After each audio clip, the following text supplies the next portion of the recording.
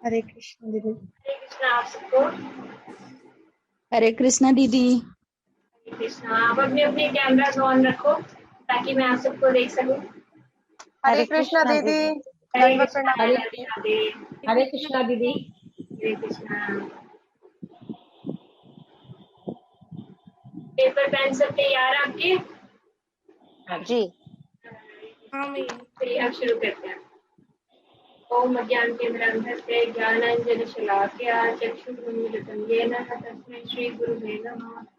सबसे पहले मैं अपने गुरुदेव ओम अष्टोत्तर श्रीमद भक्तिवेदांत नारायण गोपाल महाराज जी को अनंत कोटि दंडवत प्रणाम करती हूँ। उसके पश्चात सुंदर गोपाल प्रभु जी को दंडवत प्रणाम, जिन्होंने हमें सेवा करने के लिए सुंदर अवसर दिया, और आप सभी श्रोता मंडली को भी मेरा यथा योग्य प्रणाम। हरे कृष्ण। मैं अपने गुरु जी से अहतु की कृपा की वांछा करती हूँ कि मैंने उनसे जो कुछ भी सुना है मैं आपको एज इट इज बता सकूं। हरे कृष्ण। हमारा आज का कथा का विषय है हु आई एम, मतलब मैं कौन हूँ। तो आप सब ये सोचोगे कि ये कैसा विषय, ये तो हम सब जानते हैं। जैसे मेरा नाम विशाखा है, मैं स्त्री हूँ, इसकी मम्मी हूँ, इसकी पत्नी हूँ, इसकी बहन हूँ, ना हम सबको अपने परिचय पता है। लेकिन हम आज अपना परिचय शास्त्र के द्वारा समझेंगे। शास्त्र में हमारा परिचय क्या है ये जानेंगे कि हम हैं कौन। तो सबसे पहले ये जानेंगे कि ये परिचय किसने पूछा और कब पूछा और किससे पूछा। तो आप सबने महाभारत पढ़ी है, सुनी है। महाभारत में अर्जुन जब युद्ध करने के लिए तैयार हुए तब उन्होंने कृष्ण जी से बोला कि दोनों सेनाओं के बीच में मेरा रथ लेकर चलो।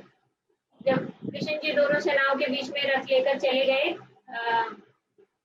अर्जुन जी का, तो अर्जुन ने जब देखा दूसरी तरफ मेरे पितामह हैं, मेरे दादाजी हैं, मेरे भाई हैं, मेरे भतीजे हैं, मेरे बच्चे हैं, और इस तरफ भी मेरे भाई बंधु हैं, तो अर्जुन ने हथियार गिरा दिए, मतलब अपना गांडीव रख दिया और बोला हे केशव, मैं युद्ध नहीं करूंगा, क्योंकि ये सब तो मेरे ही भाई बंधु हैं, इन सबको मार के मैं सुखी नहीं हो सकता, मैं युद्ध नहीं करूंगा। तो ऐसे समय में भगवान ने उन्हें सबसे पहले आत्मज्ञान दिया, मतलब उन्हें समझाया कि हे अर्जुन, जो ये परिचय तू मुझे बता रहा है कि मैं इसका बेटा हूँ, मैं इसका पति हूँ, मैं इसका भाई हूँ, मैं इसका पोता हूँ, ये तेरा असली परिचय नहीं है। गीता जी में ही भगवान ने कृष्ण जी को समझाया कि तू कौन है। तो हम भी शास्त्र के माध्यम से ही समझेंगे कि हम कौन हैं। इसमें सबसे पहला श्लोक हम ये पढ़ेंगे, ये चैप्टर 15 में श्लोक संख्या 7 है। ममे वांशो जीव लोक जीव भूत सनातना मना षष्ठानि इंद्रियाणि प्रकृति स्थानी कर्षति। मतलब वीडियो बंद है अभी भी, वीडियो चालू करो, हटो। हरे कृष्णा।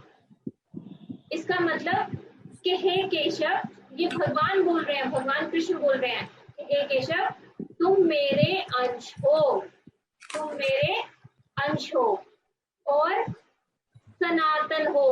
सनातन मतलब हमेशा रहने वाले। और इस समय बंध अवस्था में फंस के मन और इंद्रियों के द्वारा तुम फंसे हुए हो, मन और इंद्रियों में तुम फंसे हुए हो, ये भगवान ने अर्जुन को बताया। तो अब धीरे धीरे हम शास्त्र की वाणी से ही समझेंगे कि हम आत्मा कैसे हैं, हम आत्मा कैसे हैं। हम ये शरीर नहीं है, हम आत्मा है। इसमें बताया गया है कि मम अंश मेरा, हे अर्जुन तू मेरा अंश है और सनातन है।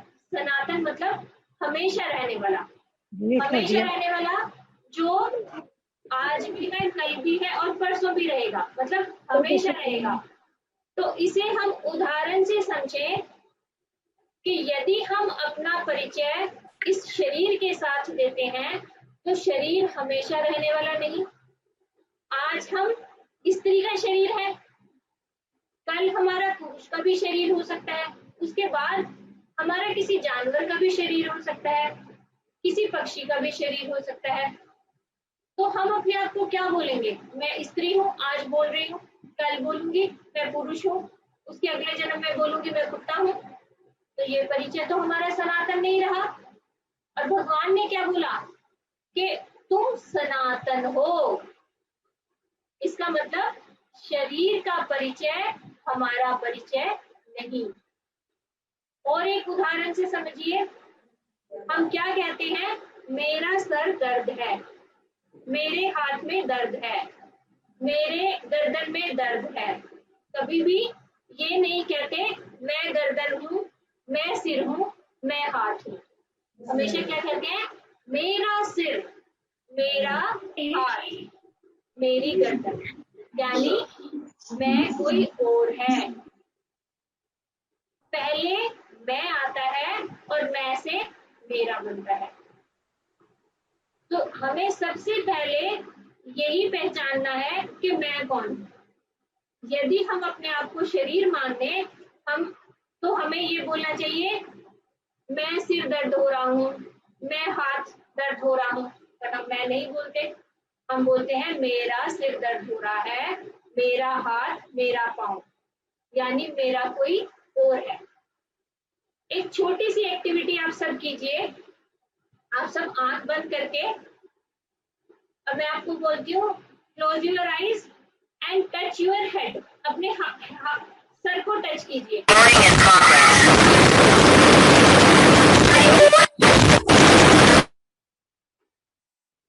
Touch your head, touch your shoulder, touch your stomach, touch your knees और टच योर सेल्फ।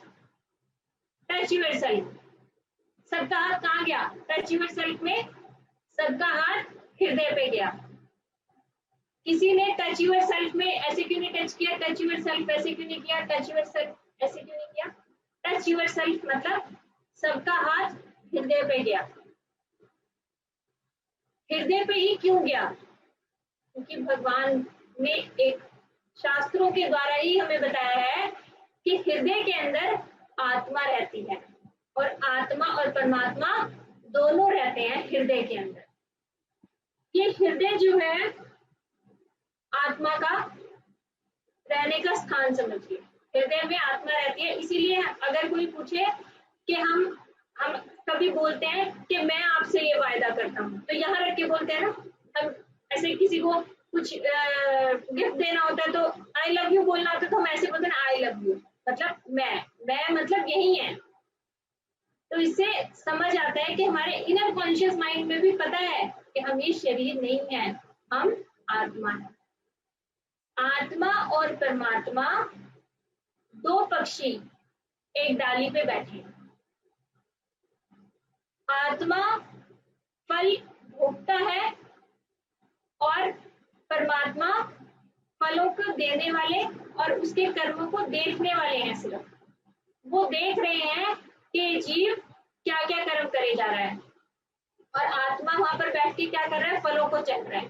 अगर मीठा फल आ जाता है तो बड़ा खुश कि वाह वाह कितना अच्छा फल आ गया, और कड़वा फल आ जाता है तो खराब मुंह बना के फेंक देता है और दुखी होके बैठ जाता है। ये मीठा फल और कड़वा फल क्या मतलब? ये हमारे कर्मों के भोग। जैसे ही हमें कुछ अच्छा कर्मों का फल आ जाता है तो हम बड़े खुश हो जाते हैं कि वाह सब कुछ अच्छा चल रहा है, बहुत अच्छा, और हम बड़े खुशी। और वही जब कुछ हमारे साथ खराब होने लगता है तो हम दुखी हो जाते हैं। परंतु परमात्मा हमारे साक्षी रूप में हमारे साथ वही बैठे देखे जा रहे हैं कि कब ये फल खाने छोड़कर मेरी तरफ देखेगा और मैं इसको इसका घर दिखाऊंगा, परमानेंट घर। हम सब यहाँ पे टेम्परेरी है, ये परमानेंट नहीं है हमारा। ये शरीर भी जो है परमानेंट नहीं है। श्यामा बेटा स्लाइड दिखाना। देखो एक छोटी छोटी स्लाइड्स हमने बनाई हुई है पीपीटी, उसके थ्रू भी हम आपको कुछ समझाने की कोशिश करते हैं। गीता जी में ही चैप्टर 2 में 13वें अध्याय में बोला गया है, देहिनो अस्मिन् यथा देहे कुमार यौवनम जरा तथा देहांतर प्रति प्राप्तिर्धि रसत्र न मुह्यति। इसका मतलब है कि ये आत्मा ने शरीर धारण किया हुआ है। शरीर एक किस्म से कपड़े की तरह समझो, जैसे एक हैंगर के ऊपर कपड़ा टंगा होता है, ऐसे ही इस आत्मा के ऊपर ये कपड़ा टंगा हुआ है। और ये शरीर जब जैसे अर्जुन ने बोला कि मैं इनको मारने में दुखी हूं, इनको मैं मार नहीं सकता, तो भगवान ने ये श्लोक से उसे समझाया कि ये तो एक कपड़ा है। जैसे इस शरीर में पहले बचपन आता है, फिर कुमार अवस्था आती है, फिर यौवन अवस्था आती है और फिर बुढ़ापा आ जाता है। तो ये शरीर तो अभी भी तो बदल रहा है। अगर मृत्यु के बाद ये शरीर छूट जाता है तो इसमें शोक करने का कोई भी कारण नहीं। ये शरीर तो अभी भी हम देख रहे हैं। हम अपनी पुरानी फोटो जब देखते हैं तो हम देखते हैं, अरे बचपन में हम ऐसे थे, अब हम ऐसे हो गए, और फिर और आगे, अरे बुढ़ापे में हम ऐसे हो गए। तो ये शरीर तो हमारा यहाँ पे भी चेंजेस हम देख पा रहे हैं। और भगवान ने क्या बोला कि तुम जो हो सनातन हो, मतलब तुम्हारे अंदर कोई चेंज नहीं आना चाहिए। तो इसका भी मतलब, इससे भी हमें क्या समझ आता है कि हम शरीर नहीं है, क्योंकि शरीर तो बदल रहा है, दिन प्रतिदिन बदल रहा है हमारा शरीर। और शरीर में 6 स्टेजेस आती हैं, birth, growth, maintenance, production of by products, dividing और डेथ। इसका मतलब ये शरीर पहले जन्म लेता है, फिर इसमें वृद्धि होती है, वृद्धि होकर फिर एक एज आ जाती है जिसमें वृद्धि रुक जाती है, फिर ये नया शरीर को उत्पन्न करता है ये शरीर, और फिर क्षय होना शुरू हो जाता है धीरे धीरे, और फिर आखिर में मृत्यु को प्राप्त हो जाता है। तो ये 6 स्टेजेस इस शरीर की आती हैं, आत्मा की नहीं। आत्मा तो एज इट इज, जैसी आत्मा बचपन में थी वैसी ही आत्मा बुढ़ापे में रहती है। आत्मा चेंज नहीं होती, क्योंकि भगवान ने क्या बोला है, तुम सनातन हो। तो हम यदि सनातन हैं तो हम फिर शरीर नहीं है। इसको और थोड़ा थोड़ा हम एग्जांपल्स के साथ समझेंगे। एक और चेंज करना बेटा स्लाइड।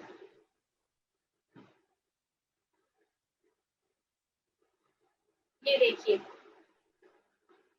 अभी हमने यही श्लोक पढ़ा है, देहिनो अस्मिन् यथा देहे कुमार यौवनम जरा। इस शरीर को देही ने धारण किया हुआ है। देही मतलब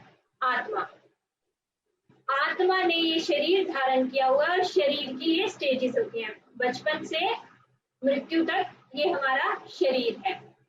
और चेंज करना बेटा।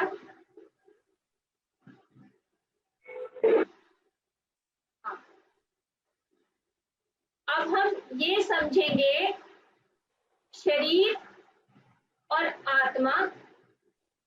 एक और उदाहरण से समझेंगे कि शरीर और आत्मा में क्या फर्क होता है, कैसे शरीर क्या है और आत्मा क्या है। ये देखिए, ये एक बूढ़ी स्त्री है, इन्होंने एक तोता खरीदा, तोता खरीद के लाई और घर में बड़े खुश कि मैं तोता खरीद के लाई हूँ, और घर में रख के इस तोते के पिंजरे को डेली गोल्ड पॉलिश की, इन्होंने गोल्ड की पॉलिश डेली सजाया, उसमें कभी फूल लगाए, कभी कुछ किया, कभी कुछ किया, पिंजरे को साफ करती रही, सजाती रही, उसकी गोल्ड पॉलिश करती रही, परंतु इसमें जो अंदर बैठा तोता है उसको कुछ नहीं दिया, ना खिलाया ना पिलाया। तो 5-6 दिन बाद क्या हुआ, तोता मर गया। तो ये वापस गई दुकान वाले के पास और जाकर बोली कि भाई तुमने कैसा तोता दिया, ये तो मर गया। तो दुकान वाले ने पूछा तुमने तोते को खिलाया क्या था? बोली वो तो तूने बताया ही नहीं, तोते को कुछ खिलाना है? मैंने तो इतने पैसे खर्च कर दिए इसके पिंजरे पे, गोल्ड पॉलिश रोज करी मैंने इसके। तो आप वो दुकान वाला अपना सर पकड़ के बैठ गया कि देखो इस स्त्री को यही समझ नहीं कि तोता असली चीज है कि पिंजरा असली चीज है। तोता सजीव है, मतलब उसमें जान है, उसमें आत्मा है, और ये पिंजरा जो है ये हमारा शरीर है। यदि हम सारी एनर्जी, सारा टाइम अपना इस पिंजरे को सजाने में ही गवा देंगे तो हमारे अंदर बैठा तोता यानी हमारी आत्मा उसी तरह दुखी हो जाएंगी। जैसे इस पिंजरे में तोता मर गया, तोते को कुछ खाने को नहीं मिला, तो तोते क्या पालन पोषण नहीं हुआ और तोते ने प्राण छोड़ दिए। तो यहाँ से हमें ये समझना चाहिए कि हमारे लिए क्या जरूरी है, पिंजरे को संवारना जरूरी है कि तोते को भोजन देना जरूरी है। अब हम आगे की आने वाली क्लासेस में समझेंगे कि हमें आत्मा के लिए क्या क्या करना है, आत्मा को पुष्ट कैसे करना है। इस क्लास में हम यही अच्छे से समझेंगे कि हम आत्मा है, हम शरीर नहीं। ये बात सब लोग समझ सकते हैं, बोलने को सब लोग बोल सकते हैं। कोई किसी से भी पूछोगे ना अरे भाई तुम कौन हो, क्योंकि कथाएं सब जगह सुन जाते हैं और ये बोल देते हैं हाँ हम तो आत्मा है। जानना और मानना तो अलग बात है। ज्ञान और विज्ञान, हमारे गुरु जी कहते थे ज्ञान होना और विज्ञान होना दो अलग बात है। विज्ञान मतलब अनुभूति सहित ज्ञान, मतलब आपको उसकी रियलाइजेशन भी है। आत्मा आप हो ये आपको पता है, लेकिन इसको हमें फील करना है कि वाकई में हम आत्मा है, ये इसकी रियलाइजेशन है कि नहीं है हमें। ये बहुत ये ज्ञान है आत्मज्ञान। इसको ऐसे ही हम अभी 40-45 मिनट की हमारी क्लास है, सिर्फ सुन लेंगे और कल से हम अपने आप को आत्मा मानने लग जाएंगे, ऐसा होगा नहीं। इसको हमें अनुभूति करना है, और अनुभूति कैसे होगी वो भी धीरे धीरे आपको पता चलेगा। हमें अनुभूति करनी है कि हम आत्मा हैं। एक छोटे से एग्जांपल से आप अपना स्टार्ट करना कि आपको कितना रियलाइजेशन है कि आप आत्मा हो के शरीर।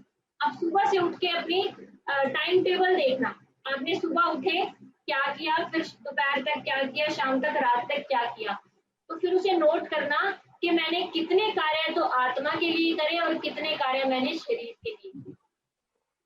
तो यदि हम शरीर के लिए ज्यादा कार्य कर रहे हैं तो इसका मतलब अभी हमें अनुभूति नहीं हुई कि हम शरीर हैं कि आत्मा है।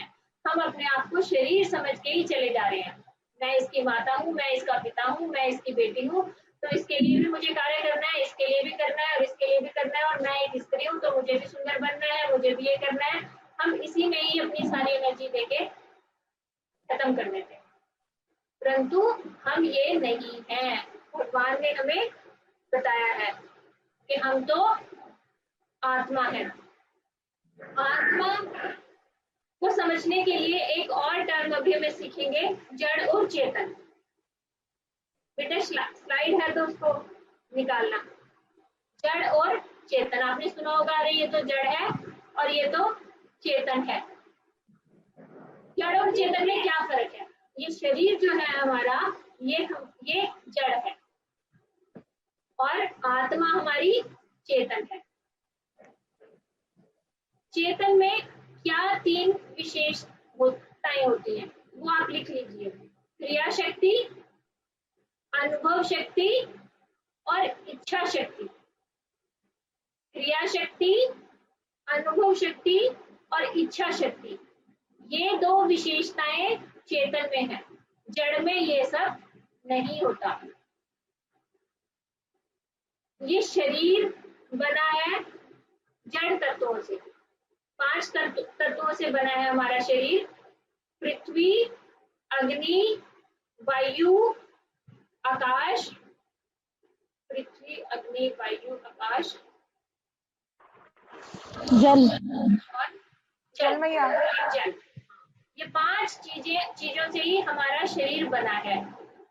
जहाँ पे हम जितना भी चीजें देख सकते हैं, ये सारी चीजें इन्हीं 5 चीजों से मिलके बनी हुई हैं। और जब हमारे शरीर से आत्मा चली जाती है तो ये शरीर जड़ की भांति हम इसको जला भी सकते हैं। इस शरीर की केवल और केवल 3 तरह से ये शरीर का नाश होता है। या तो इसको गाड़ दिया जाता है शरीर को, तो वहां पे कीड़े खा लेते हैं शरीर को, या फिर इसको अग्नि में जला दिया जाता है तो इस शरीर की गति क्या हुई, भस्म बन गया। इस शरीर की 3 गति है। और तीसरा, इसको कुत्ते और श्रृगाल खा सकते हैं अगर किसी ने इस शरीर का संस्कार नहीं किया। तो इस शरीर की तो 3 ही गति है। और ये शरीर क्या है, जड़ है। क्यों? क्योंकि जैसे ही आत्मा निकल जाती है तो ये शरीर में क्रिया शक्ति नहीं रहती। इस शरीर में क्रिया शक्ति नहीं रहती। ये शरीर 1 इंच भी यहाँ से वहां नहीं हिल सकता। जैसे हम हैंगर से कपड़े से हैंगर निकालते हैं, ऐसे एकदम से धड़ाम से नीचे गिर जाता है ना कपड़ा, जब तक वो हैंगर में है तो पूरी शेप लिए हुआ था कपड़ा। उसी तरह जैसे ही इस शरीर से आत्मा निकल गई, 1 सेकंड में वो धड़ाम से ऐसे नीचे गिरता है कपड़ा, मतलब उसकी क्रिया शक्ति खत्म। दूसरा, अनुभव शक्ति। जैसे ही आत्मा इस शरीर से निकल जाती है तो फिर हम कुछ भी अनुभव नहीं कर सकते। और जब तक हमारे अंदर चेतनता है, हमारे अंदर आत्मा है, तो हम अनुभव करते हैं, फील करते हैं कि अब गर्मी लग रही है मुझे, अब सर्दी लग रही है, अब मुझे अच्छा लग रहा है, अब मुझे बुरा लग रहा है। और डेड बॉडी को जला भी देते हैं तो वो कुछ बोलती नहीं। क्यों? क्योंकि उसकी अनुभव शक्ति खत्म। और तीसरा है इच्छा शक्ति। इच्छा शक्ति, जब तक हमारे अंदर चेतनता है, हमारे अंदर आत्मा है, तो हम इच्छाएं करते हैं, अरे मेरे को ये बनना है, मेरे को ये खाना है, मेरे को वहां जाना है, मेरे को ये करना है। और जब डेड बॉडी, कोई इच्छा नहीं कर सकती। तो जड़ और चेतन, ये समझिए पहले। हमारा शरीर जड़ है और आत्मा चेतन है। क्योंकि आत्मा किसका अंश है? सत चित आनंद। भगवान को हम क्या कहते हैं? भगवान कौन है? सच्चिदानंद, मतलब सत चित और आनंद है भगवान। तो आत्मा भी क्या हुई? सत चित आनंद। सत मतलब हमेशा रहने वाली, उसका कभी भी उसकी डेथ नहीं होती। अब देखो इसमें स्लाइड में दिखाया गया, what happens to us at death. The soul leaves the gross body behind and is taken to another home based on the quality of desire stored in the stubble body at the time of death. इसमें ये बताया गया है कि आत्मा नया शरीर धारण करती है। बूढ़ा हुआ हमारा शरीर, उसके बाद आत्मा ने शरीर छोड़ दिया और फिर नया शरीर धारण कर लिया। और वो नया शरीर कैसे धारण करती है, वो किसके ऊपर निर्भर करता है?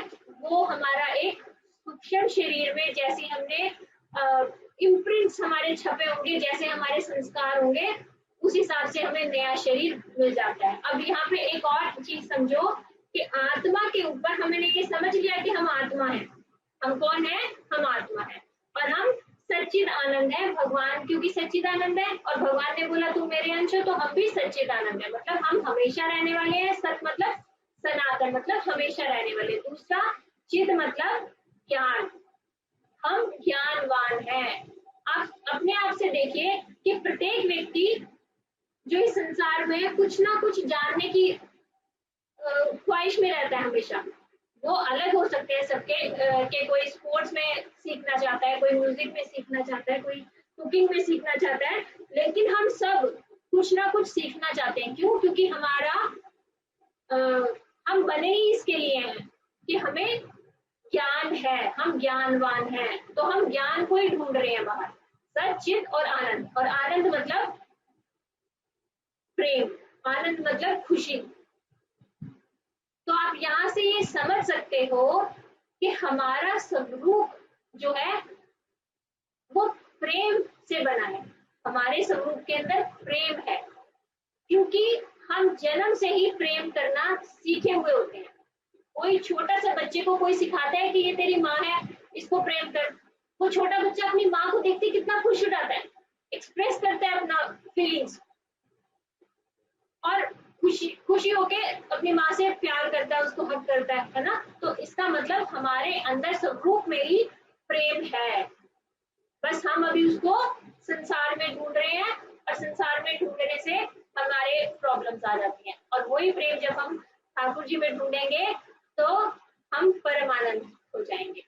अब इसमें समझिए, हम हमारे दो शरीर हैं, आत्मा के ऊपर दो कवरिंग है, एक तो सच्चिदानंद आत्मा, उसके ऊपर पहली कवरिंग आई, उसको बोलते हैं सूक्ष्म शरीर। सूक्ष्म शरीर किस चीज का बना होता है? मन, बुद्धि, अहंकार का। मन, बुद्धि और अहंकार।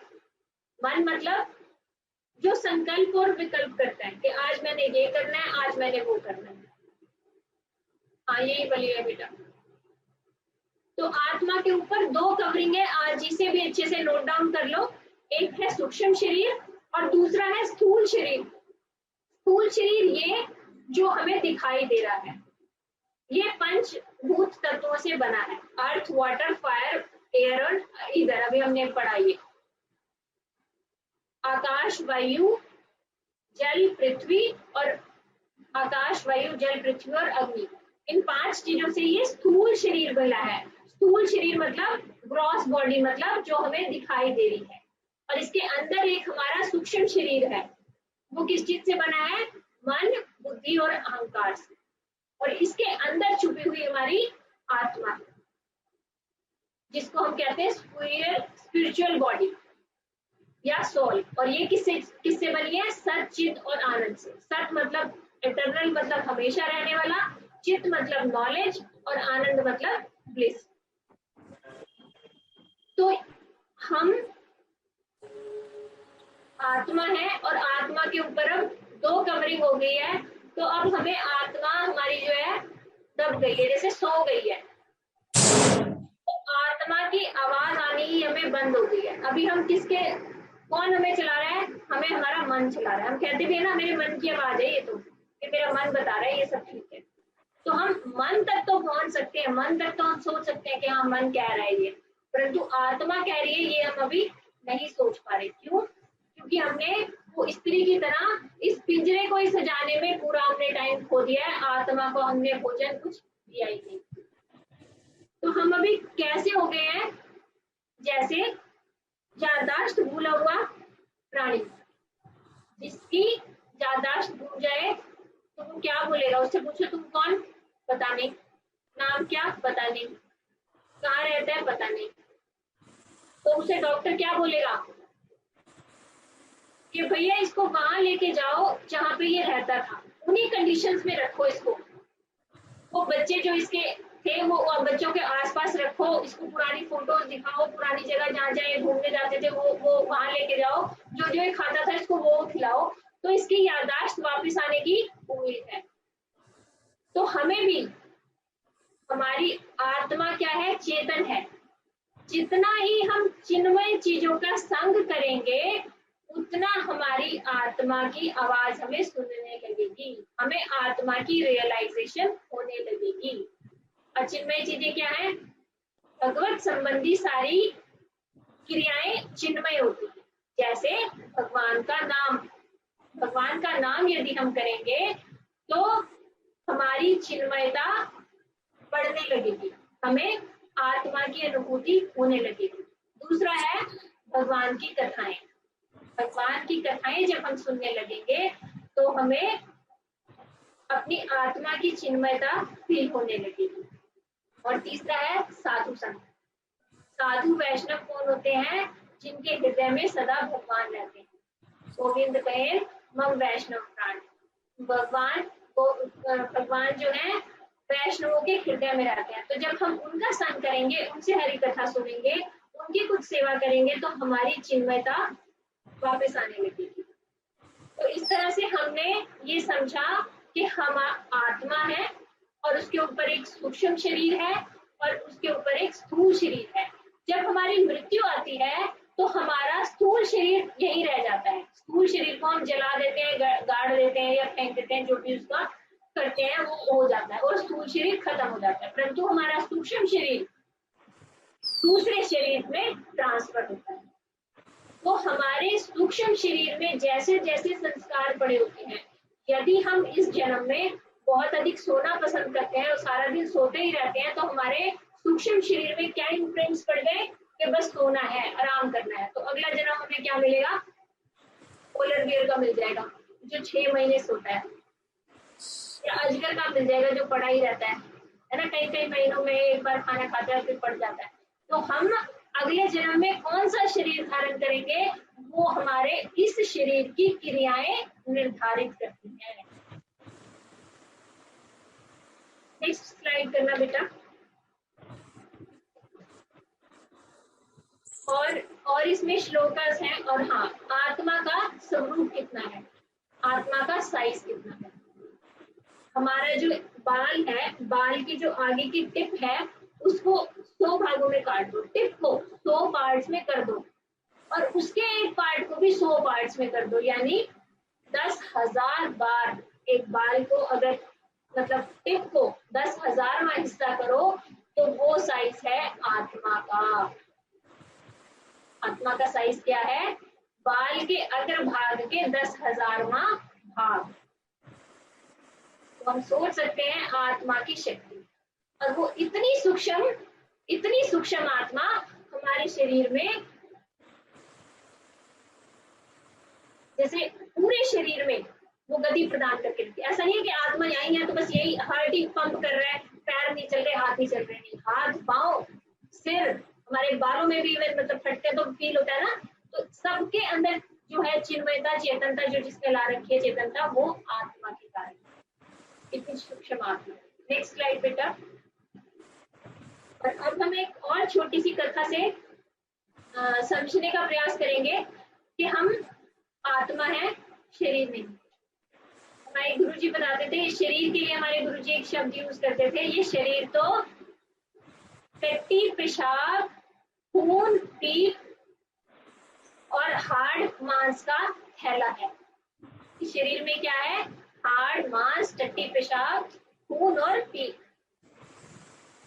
ये बात याद रखना, जब भी कभी शरीर के लिए ज्यादा कुछ करने का मन करे ना, तो ये शब्द याद कर लेना, तो अपने आप मन हटेगा कि भाई हम किसको सजा रहे हैं। टट्टी पेशाब के थैले को मतलब एक सुंदर सी ऊपर कवरिंग, ये थैला जो कपड़ा अच्छा सा दे दिया है, पर इसके अंदर तो वही सब भरा हुआ है। तो हमें इस शरीर के लिए इतने ज्यादा एनर्जी देने की जरूरत नहीं है। इसको एक छोटी सी कहानी से समझिए। एक बार एक शेरनी अपने बच्चे के साथ, छोटे बच्चे के साथ शिकार के लिए जाती है, और जैसे ही वो शिकार के लिए जाती है तो एकदम से बिजली कड़क जाती है बहुत तेज से, और उसका बच्चा बिछुड़ जाता है। शेरनी से उसका बच्चा बिछुड़ जाता है और भेड़ों के साथ, जिनका शिकार करते थे, भेड़ों के साथ ही चला जाता है। वो छोटा सा बच्चा होता है, उसे पता ही नहीं वो कौन, वो भेड़ों के साथ ही खेल खेल के थोड़ा बड़ा होता है, और भेड़ उसे डराने लगती है ऐसे करके, और वो डर जाए करके ऐसे डर जाता है। तो एक दिन कोई शेर, दोबारा से शेरनी कोई और शेर आया भेड़ों का शिकार करने के लिए। तो उसने देखा कि भेड़ें तो शेर की दहाड़ से एकदम से डर के भाग गई, और उनमें एक छोटा सा शेर का बच्चा है, वो भी डर के भाग गया भेड़ों की तरह, मी कर रहा है। वो भी वैसे दहाड़ नहीं रहा, जैसे शेर बोलते हैं वैसे नहीं बोल रहा, जैसे बकरियां भेड़ बोलती है वैसे ही मैं कर रहा है, और उनके साथ ही भाग गया। उनसे बड़ा अचंभा हुआ कि ये शेर का बच्चा हो गया, भेड़ों के साथ कैसे। तो वो किसी तरह से उसने भेड़ों के झुंड से उस शेर के बच्चे को अलग किया और लाके तालाब के पास लेके गया, और अपनी शक्ल दिखाई और भेड़ के बच्चे की शक्ल दिखाई, शेर के बच्चे की शक्ल दिखाई। बोला, देख तेरी शक्ल मुझसे मिलती है, तू और मैं एक है, तू तो मेरा बच्चा है, शेर का बच्चा है, और ये तो भेड़ है, इनसे तुझे डरने की जरूरत नहीं है। वो तुझे है कर रही है, तू डर रहा है उनसे मैं करके। तो एक बार दहाड़, शेर ने दहाड़ के दिखाया उसे कि ऐसे दहाड़। तो वो दहाड़ सुन के और उसकी और अपनी शक्ल देख के उसके अंदर भी थोड़ा जोश आया, उसने भी दहाड़ा। वो एकदम से दहाड़ा ना, तो उसने देखा कल तक जो भेड़ें उसे तंग करती थी, मैं करवाती थी, आज उसकी दहाड़ सुन के भाग गई। तो उसे समझ आया, अरे मैं ये भेड़ नहीं हूँ, मैं तो शेर हूँ, शेर का बच्चा हूँ। तो ये कथा ना हमारी ही है। हमारे गुरुजी कहते हैं कि वो जो शेर आया जिसने उस शेर के बच्चे को समझाया कि अरे तू मेरा अंश है, तू मेरा बच्चा है, तू ये भेड़ों से क्यों डरता है, वो है हमारे गुरुदेव, जो हमें आके बताते हैं अरे तू तो उस परमात्मा का अंश है, वो सच्चिदानंद है कि तू भी सच्चिदानंद है।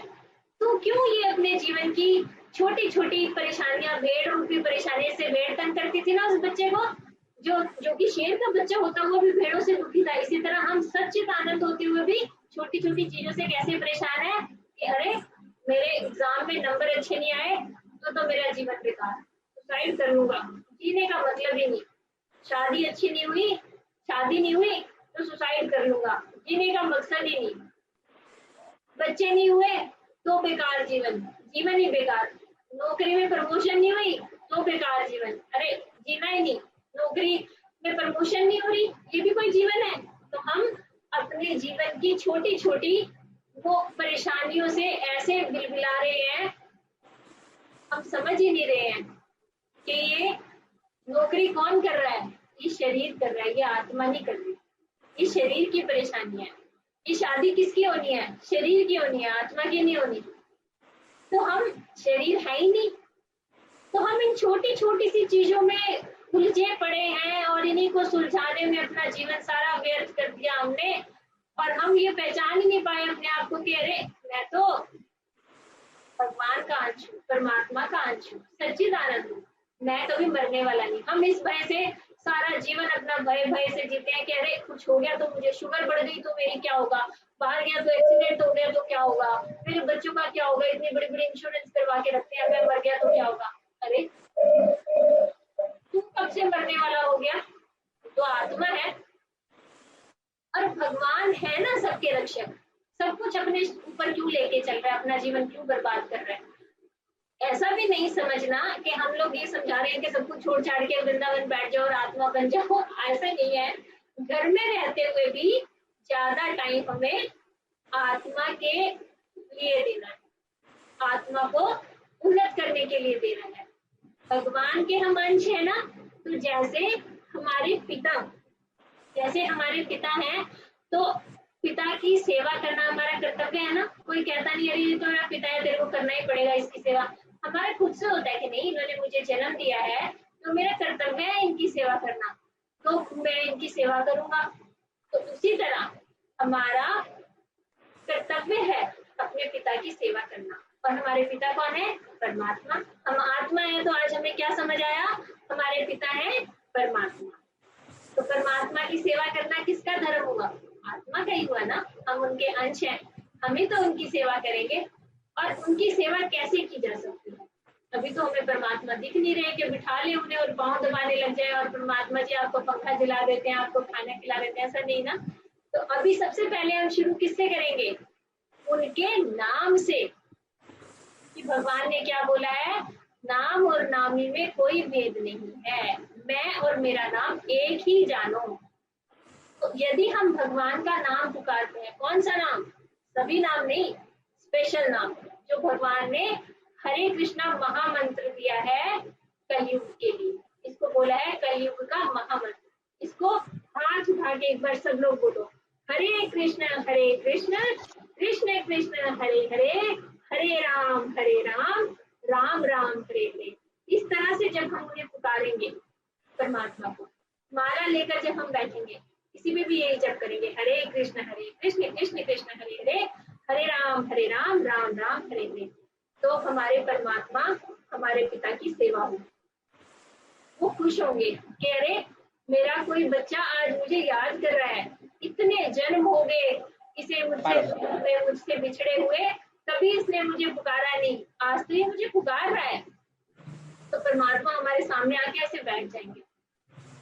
अभी हमें नहीं दिख रहे कोई बात नहीं, पर परमात्मा तो बैठ ही जाएंगे। जैसे ही हम नाम लेंगे परमात्मा जरूर आएंगे, और धीरे धीरे धीरे जब हमारी चिन्मयता बढ़ेगी, हमारा जो माया ने जो हमें पकड़ा हुआ है, माया का असर हमारे ऊपर से हटेगा तो हमें ठाकुर जी के दर्शन भी होंगे, वो फील भी होंगे कि हाँ हम हरे कृष्णा बोल रहे हैं और ठाकुर जी तो आ गए, तो हमारी आंखों से आंसू भी आएंगे। ये सब होगा, परंतु धीरे धीरे धीरे धीरे। तो हमने लास्ट क्लास में आपको कृष्ण प्रणाम मंत्र याद करवाया था। एक बार आप सब अनम्यूट करके अपना कृष्ण प्रणाम मंत्र सुनाइएगा।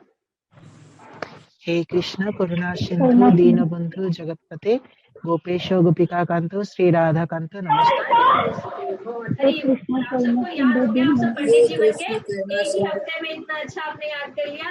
अब हमारा नेक्स्ट क्लास के नेक्स्ट हफ्ते का मंत्र है राधा जी का प्रणाम। अच्छा, हमने आज की क्लास में हमने क्या सीखा? हम शरीर नहीं, हम आत्मा आत्मा है। है। और आत्मा का धर्म क्या है?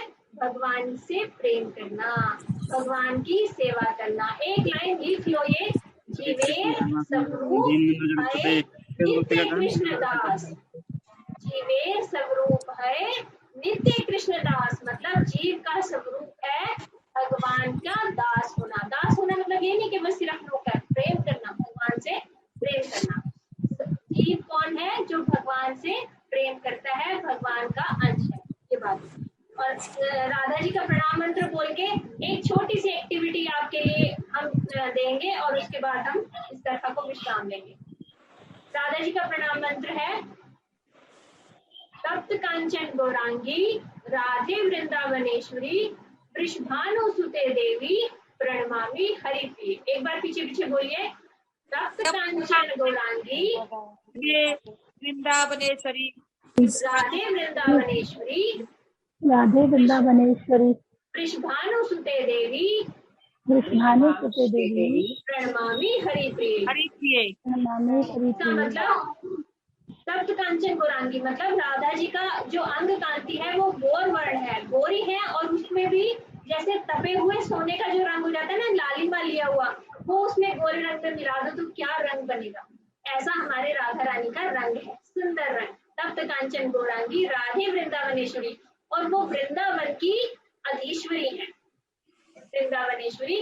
वृषभानु सुता, और वो वृषभानु जी की बेटी है।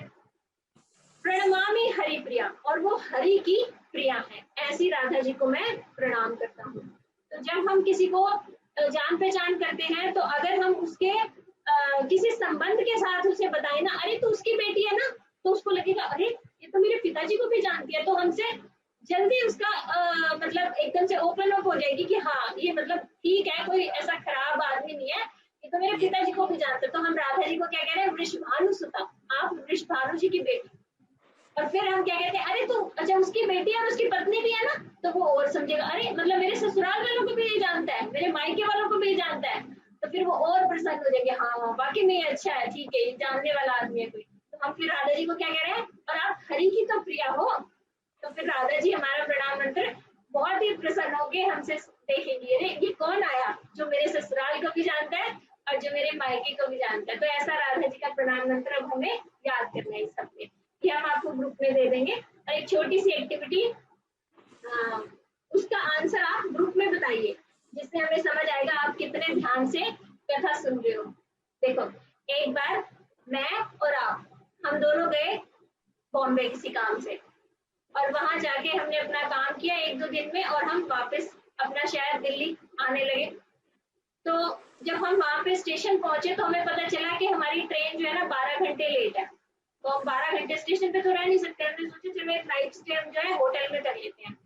तो आप और मैं दोनों एक ही होटल में पहुंचे, 500 रुपए का कमरा था, हमने दोनों ने कमरा ले लिया। रात को जो है ना बहुत आंधी तूफान आया, बहुत जोर से आंधी तूफान आया, और उसकी जो होटल की जो खिड़कियां थी ना बड़ी मतलब खराब सी थी, वो फटाफट जैसे होता है ना तूफान आने से खिड़कियां ऐसे जोर जोर से आवाज करना, ऐसे जोर जोर से आवाज कर रही थी, मतलब चिटकने भी ठीक नहीं थी उसकी, और ऐसे खड़ खड़ खड़ खड़ खड़ खिड़कियां बजने लगी। और थोड़ी देर में देखा छत भी टपकने लगी, टपक टपक टपक टपक बेड पे।